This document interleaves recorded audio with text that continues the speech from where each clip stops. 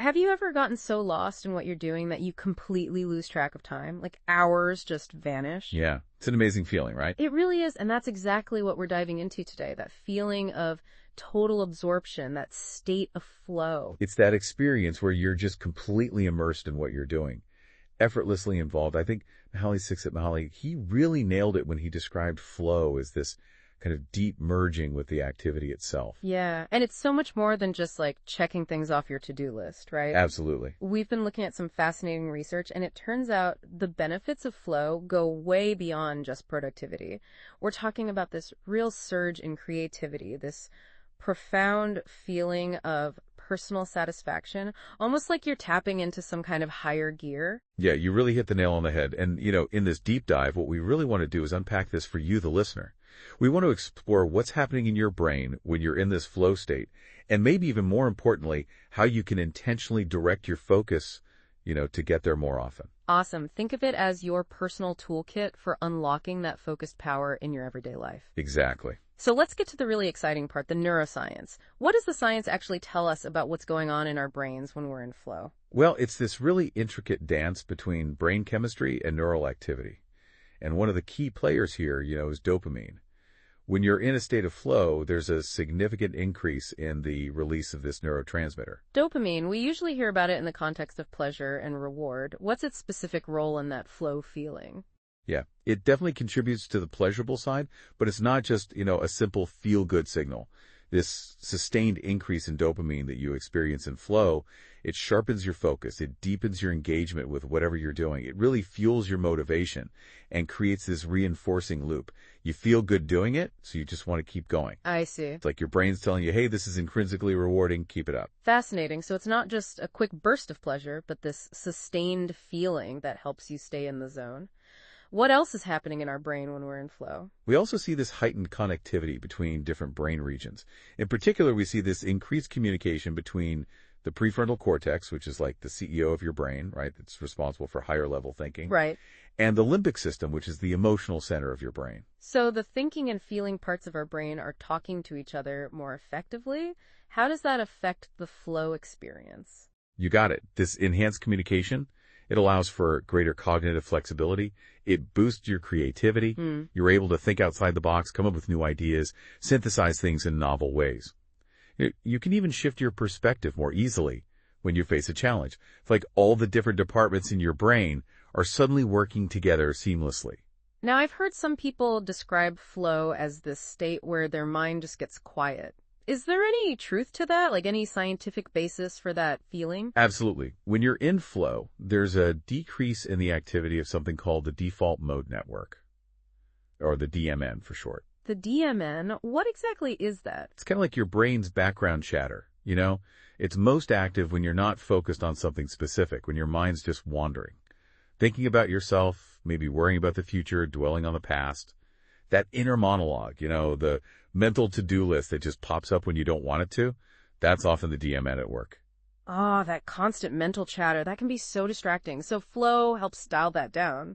Exactly. And this quieting of the DMN, it's a crucial part of maintaining that deep, unwavering focus. With less internal noise, you're much less likely to get pulled away by random thoughts or anxieties. Your mental resources are freed up so you can be completely present with whatever you're working on. So we have this awesome combo going on, right? Right. A sustained boost of dopamine to keep us engaged, enhanced communication between key brain areas to foster creativity, and this reduction in that distracting inner voice. It makes sense why problem solving can feel almost effortless in flow. That's a really great way to put it. The research really shows how this unique neurological state, this flow state, creates this perfect environment for tackling challenges. Things that might seem overwhelming under normal circumstances become more manageable. Solutions come more intuitively. Okay, so we've got a good grasp of the what's going on in our brains, but let's get to the how. How can we, the listeners, tap into this state of flow more regularly? How can we train our focus to find that sweet spot? That is the million-dollar question, isn't it? And the good news is there are some actionable strategies. One of the most fundamental is setting goals that are challenging, but still feel achievable. Challenging yet achievable. That's a delicate balance. Why is that so important for finding flow? It's like finding the Goldilocks zone, right? Right. Not too easy, not too hard. If the task is too simple, you'll probably get bored and your mind will start to wander. But if it's too difficult, you'll get overwhelmed and frustrated. It's that goal that stretches your current skills just a little bit, that keeps you engaged and motivated. And as you make progress, you feel that sense of accomplishment. And remember, that feeds back into that dopamine reward system, fueling your focus even more. Yeah, that makes perfect sense. We need that sense of progress to keep going. What else can we do to cultivate more flow in our lives? Well, creating an environment that minimizes distractions is crucial. Flow demands deep concentration, and interruptions are like throwing a wrench in the works. So what does a flow-friendly environment look like? Can you give us some examples that we can actually use? Sure, it could be something as simple as silencing all those notifications on your phone, or creating a dedicated workspace where you're less likely to be interrupted. You could even use tools like website and app blockers, to remove those tempting distractions. It's all about proactively designing your surroundings to help you focus. Okay, so we've got the right level of challenge and we've built our fortress of focus. What about our mindset? Are there any internal factors we can work on to access flow more easily? Absolutely, and this is where intrinsic motivation comes in. Research shows that when you're doing something you genuinely enjoy, something that aligns with your passions, something that you find meaningful, flow is much more likely to happen. So if I'm just going through the motions on a task I don't care about, I'm probably not going to find flow. You got it. When your motivation comes from within, from a place of genuine interest and enjoyment, your engagement is going to be naturally deeper, right? And that inner drive, it fuels your focus and makes entering that flow state so much easier. How do our skills play into this? Continuous skill development is key. You need to feel confident, in relation to the demands of the task. And as you develop your skills, you see yourself improving, you gain confidence. And that confidence makes you more likely to embrace challenges, to step outside your comfort zone and enter that flow state. It's like this upward spiral. So the more we learn and grow, the more access we have to flow. Exactly. That's fantastic. It's a great incentive to keep learning. What other techniques can we use to direct our attention and find that focused state? Practicing mindfulness, incorporating mindfulness techniques into your routine can be super helpful. Things like popular meditation, even just some focused breathing exercises can make a difference. How do those practices, which seem kind of passive, help us achieve flow in active tasks? Those seem almost like opposites. They're actually more connected than you might think. Mindfulness is about training your attention to focus on the present moment. And by doing these practices regularly, you strengthen your ability to direct your focus where you want it to go. And you reduce the tendency for your mind to wander, to get caught up in distracting thoughts. You're essentially building mental muscle for concentration. Right, it's like training your focus muscle.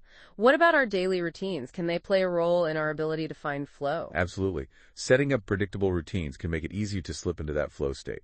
When your mind recognizes a familiar pattern associated with focused work, it can anticipate what's coming.